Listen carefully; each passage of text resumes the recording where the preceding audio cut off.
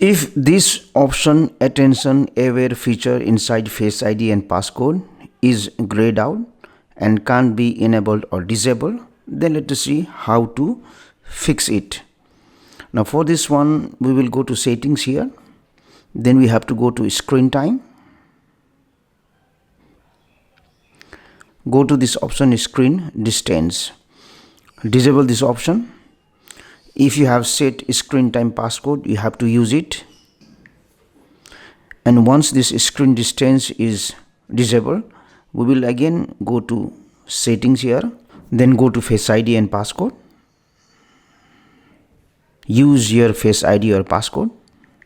And this time, if you see, you can disable or you can enable this option attention aware feature. Thank you for watching the video. Please like, share, comment and subscribe to my YouTube channel if you found this video helpful.